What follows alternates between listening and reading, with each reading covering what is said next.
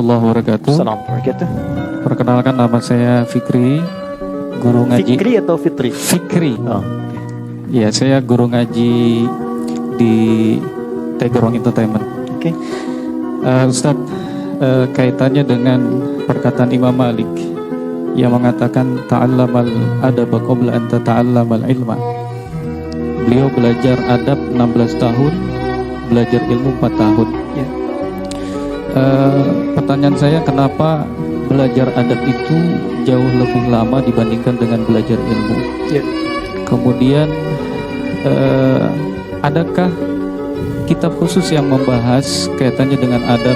Misal kita belajar wudhu, kemudian ada kitab yang membahas tentang adab dalam berwudhu, atau kita belajar tentang fikih sholat, kemudian ada kitab yang membahas adab dalam sholat. Itu saja pertanyaan Ustaz. Baik, sekarang. Yang pertama, Quran surah kedua di akhir ayat 282. Sebelah kiri paling bawah di pojok tuh ya. Allah sampaikan wattaqullaha wa yu'allimukumullah. Tingkatkan takwamu kepada Allah, maka dengan peningkatan takwa itu Allah akan mempercepat penambahan pengetahuan dan pemahaman kepadamu. Jadi takwa didahulukan sebelum ilmu. Apa di antara turunan takwa itu? Ternyata turunan takwa itu diantaranya adab. Takwa disebutkan dan derivasinya di Quran sebanyak 240 kali. Pemiliknya disebut taqi, jamaahnya disebut muttaqin. Siapa di antara ciri muttaqin itu? Dua. Satu, yang punya adab terhadap Allah, dari mulai dia menata bangunnya, dia doanya, dia berinteraksi dengan istighfarnya. Quran surah ke-51 ayat 15 sampai dengan 23 ya.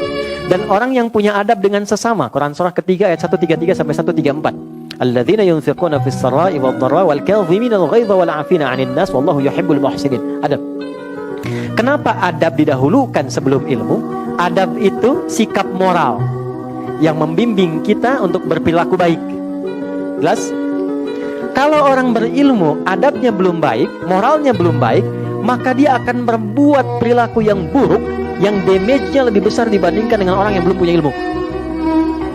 Orang korupsi kalau pintar, ngambilnya banyak dibandingkan dengan orang yang mencuri tapi nggak pintar. Ya kan? Kijang-kijang nanti durian disimpan di sini ya tuh. Ya, banyak motifnya dan damage-nya lebih banyak. Sama, jangan dikira orang yang punya pengetahuan tapi minim adab, jangan dikira bermanfaat, merusaknya akan banyak. Ya, akan banyak. Siapa yang banyak memberikan fatwa-fatwa yang keluar buruk dan itu mencelakakan. Betapa banyak orang belajar tapi kemudian setelah belajar berselisih. Ada yang mencela si fulan, ada yang mencela si fulan. Ada yang suami baru ngaji pulang mencela istri, istri baru ngaji bid'ahkan suami. Dan yang paling menarik adalah ketika kita belajar kan untuk menyatukan. Yang kurang kita tutupi, yang lebih kita turunkan untuk disamakan. Tapi bisa terjadi demikian. Apa yang salah? Adab.